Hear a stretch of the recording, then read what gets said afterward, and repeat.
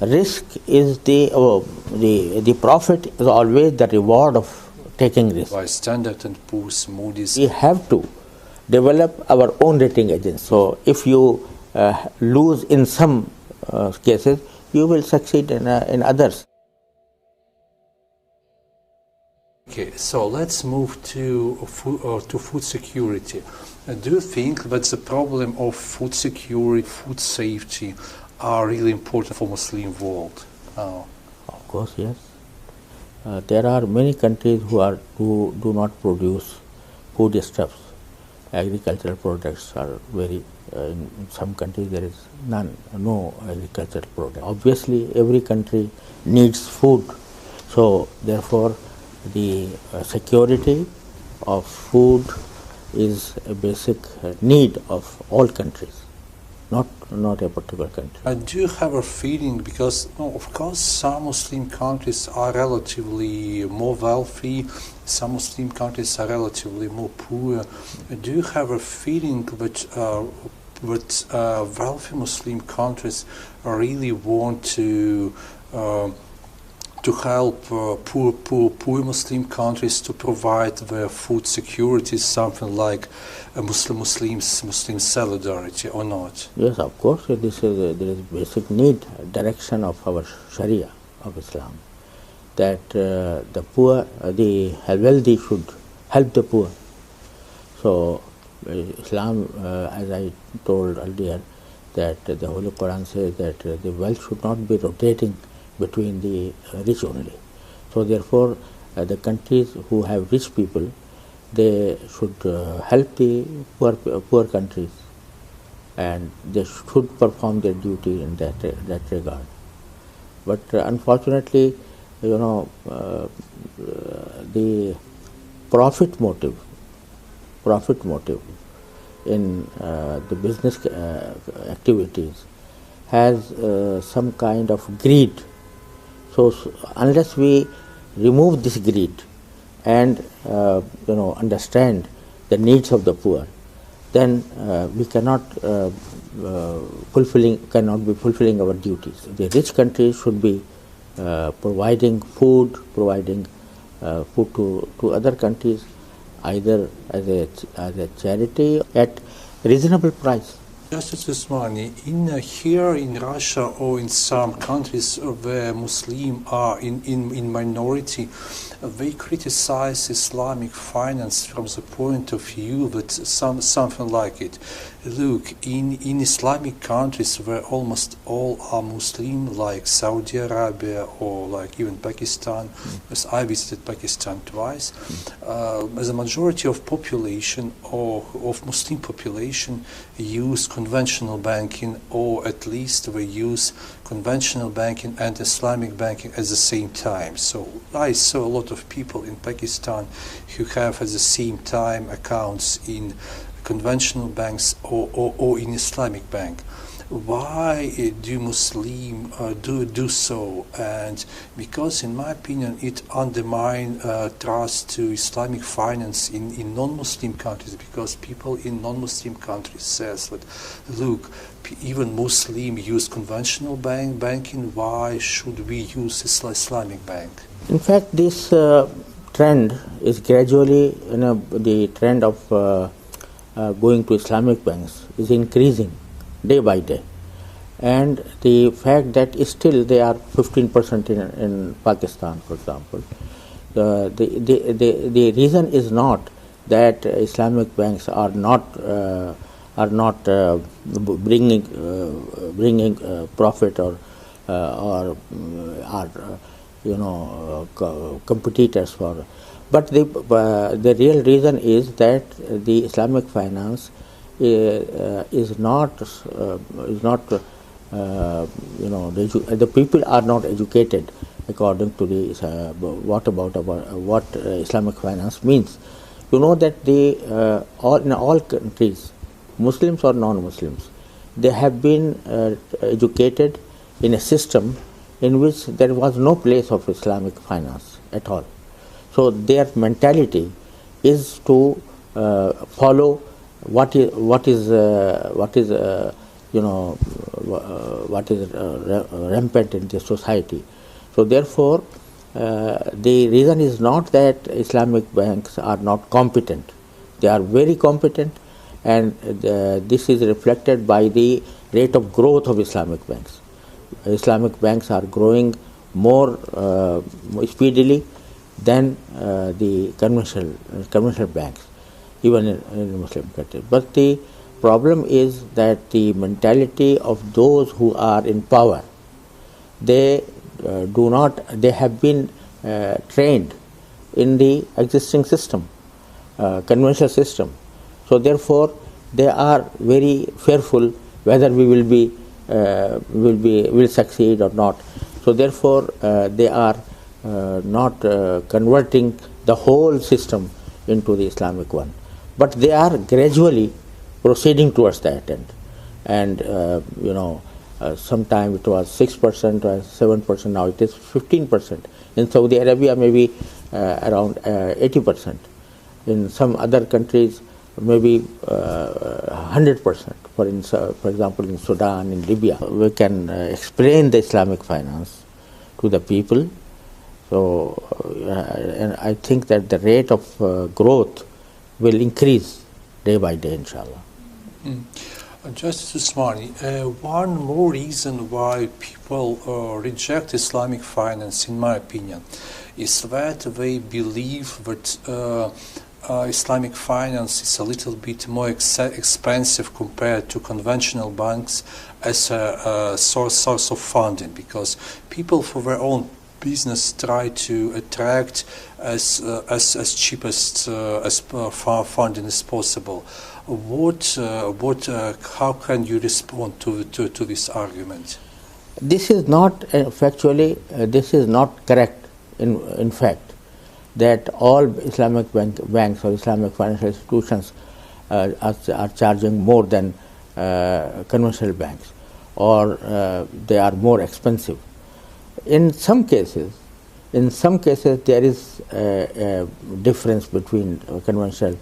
The basic reason for that is that for example, if we take murabaha financing, you know that murabaha financing. So murabaha financing, the rate is not fluctuating. The rate is fixed. So and the term of finance is much more. So therefore, instead of charging a little price in the lesser price at the outset, they take the whole period in consideration in murabaha. But in ijara, in other financing modes, the situation is not this, that they are charging more. But the level of you know that the different banks, according to their stature, they charge different rates. So one must not compare a bank with a conventional bank that has a big stature or small stature. So therefore, the comparison would be if both Islamic bank and conventional bank are of the same stature, and if they charge more, then this object is right. But it is not the case in many financing activities. So far, I am aware of. Justice Usmani, conventional banks are criticized a lot for they create money from nothing by the system called partial reservation. Yeah. Do Islamic banks make the same or not? For the time being, they are doing that. But the basic difference is that because the Islamic banks are trading or their all transactions are based on assets, real assets. Fractional reserve system is less operating in Islamic banks. because if you trade money versus money, then always the fractional reserve system will increase the artificial money or increase the creation of money.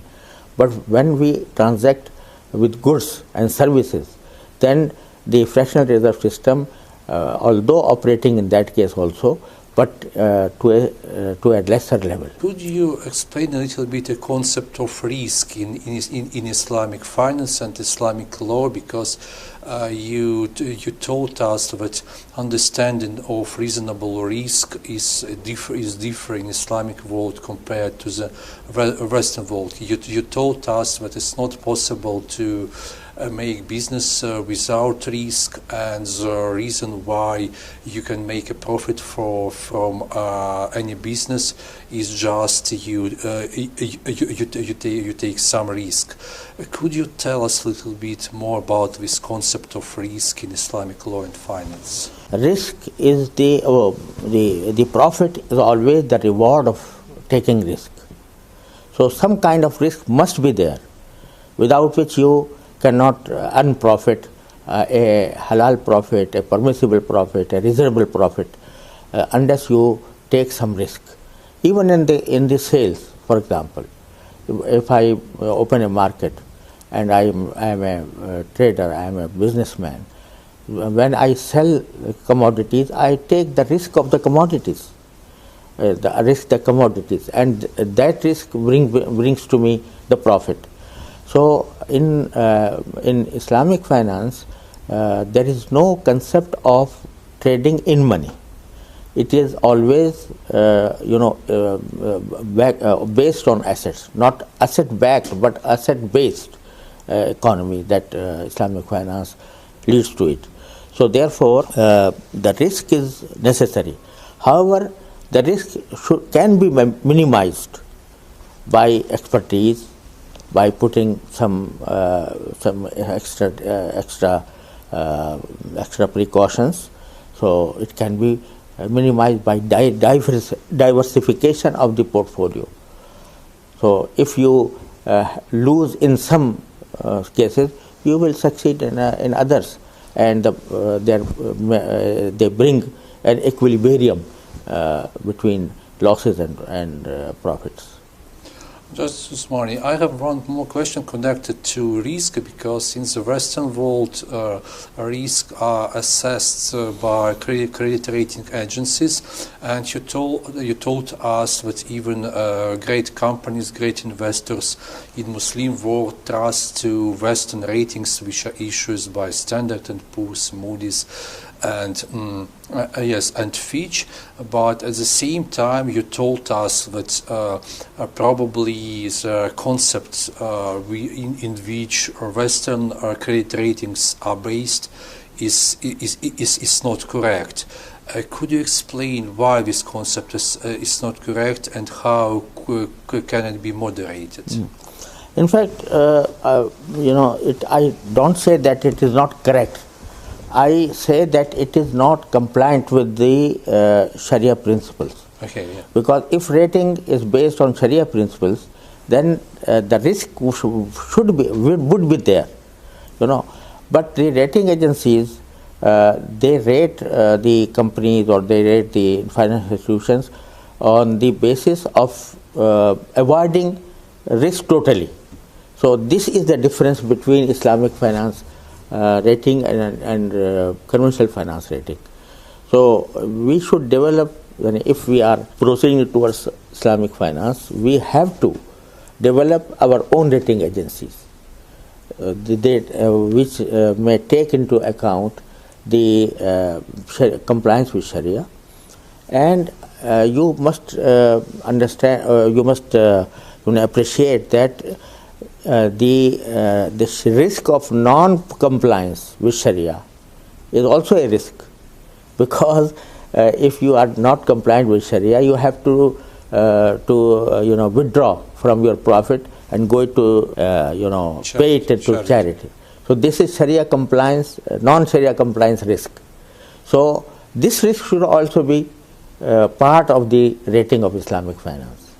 And we that there is institute of IFSB, that is Islamic Finance Services Board. They are preparing standards for regulating Islamic financial institutions from the central banks, from regulatory authorities. So in those standards, this kind of risk is also had been taken as a risk, and to avoid that risk, they have invented certain regulations. But do financial sector of Islamic countries try to create alternative system of credit rating agencies? And if yes, whether these attempts are successful or not successful? They are, in fact, they are not creating such rating. That one rating agency was established some in the past, but it could not have the help or assistance from the financial institutions. So therefore, it was not a success so far. Although it is existing, yet it is not working. It could not work because of the lack of interest by the financial institutions. Mm-hmm.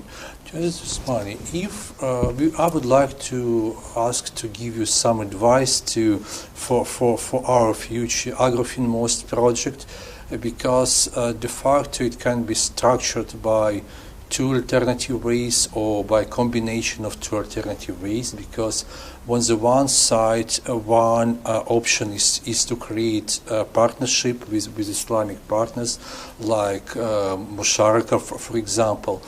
And alternative is not create such partnership, but just issue bonds like for example, Sukuk Salam.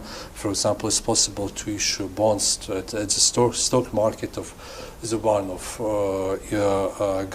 Gulf countries. But which option is better, is more attractive in your opinion? Or we should combine both these two options? And in my opinion, the joint venture is the best option from Sharia point of view. And also, in joint entrepreneurship, the sukuk holders will be more benefiting than in debt-based sukuk. So my preference is always be to musharaka. But if it is not practicable for some reason, then there may be a combination of the two. Just this morning, when investors from non-Muslim countries try to attract investments from Muslim investors, what are the typical mistakes why companies cannot attract these such investments? What typical mistakes do they do at Islamic markets? In Islamic markets, attract money. Yes, definitely. For investment. Yes, definitely. There are many factors, political factors, bilateral relations, etc. So if the people are confident that our investment will be successful, then they will be attracted.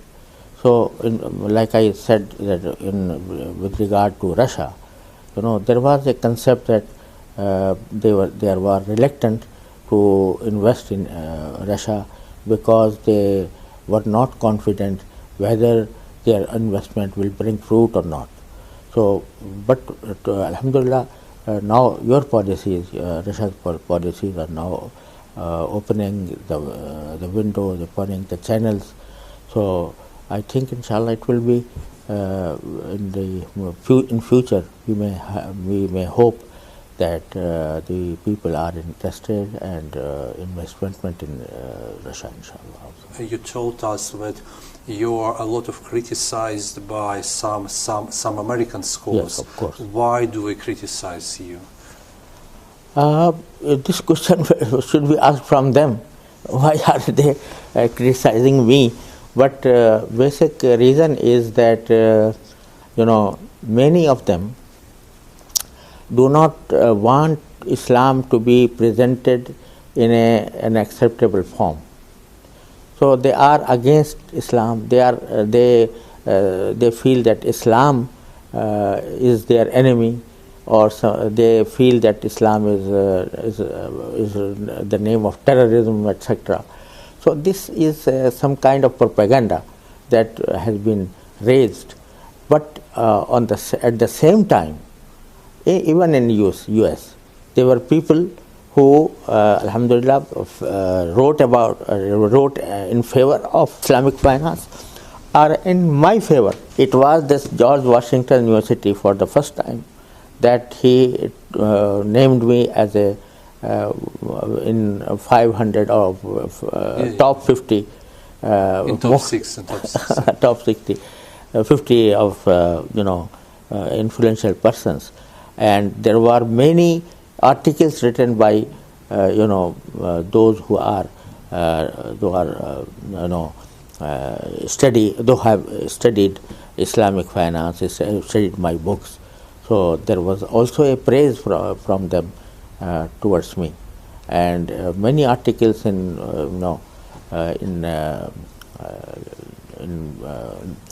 US papers were published in my favor. Just please tell us, did you change while your really long life your opinion about any important aspects of Islamic finance? If yes, could you give us an example of some issue you have different opinion from opinion you had in the past? I have, because I am always open to any argument placed before me. So I have retracted from many fatwas that I have issued, and I have a series of this kind of fatwas which are issued in my monthly magazine Al Balagh. But so far as Islamic finance is concerned, I don't think that I have reverted back from any decision or any fatwa about Islamic finance. But on other matters, I have retracted from some views. Okay. Next one, you have maybe two last questions. Of course, like Islamic finance community knows who your son is, but please, could you tell us a few words for non-professionals about your son? Yeah? Alhamdulillah, Allah subhanahu wa ta'ala has mercy on me, that Allah subhanahu wa ta'ala has given me such a son. Alhamdulillah, he is educated from our Darul first, and then he has had alhamdulillah competence in fiqh, in Islamic studies, and then he he did his PhD in Islamic finance, and now he is one of the most known figures in the field of Islamic finance throughout, in UK, in USA, in Australia, in Sri Lanka. He sits on the board of Sharia boards of many Islamic financial institutions, and he has the first, according to my own assessment, if I'm not exaggerating because of his being my son, but alhamdulillah, I felt that I have been working with many banks throughout the world. I had been working with HSBC, with City Islamic Bank, with many other banks, but I did not see such a big department of Sharia compliance as he developed in Mizan Bank. So about 60 people, under his supervision, are working for Sharia compliance, and development of new products for Islamic finance. So alhamdulillah, and his book is more detailed in Islamic finance than my book. Is he more conservative or less conservative compared to you? He's more, reflects my opinions, in fact. So therefore, his book on Islamic finance is more detailed and more touching the practical issues of how to run an Islamic financial institution. And Justice Usmani, you spent 2 days in the High School of Economics University. You had a speech while the plenary, and you had your personal honorable lecture. What was your impression from the university? Did you like it or not? And is it similar to your university where you serve as a vice rector or not? So what is your opinion? My impression is very good. Alhamdulillah, I found the university very useful for all the humans, including Muslims, and I was very happy that it is an open-minded university. So it has no bias against anyone.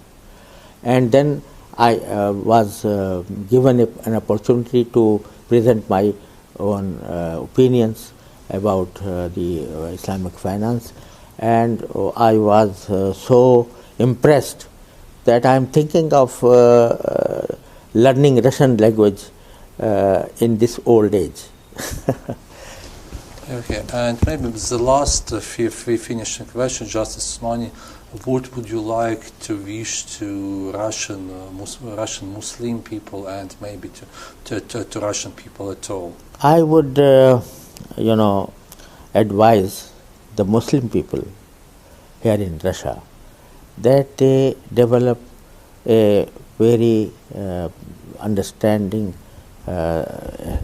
atmosphere with their fellow countrymen, and there should be a good understanding, a good manner of peaceful coexistence, and they should be ready to follow the laws of the country. And also I would advise the Russian people to lift these barriers of religion, barriers of races, sympathy. They have sympathy for each other, and also to be open to the other world with understanding.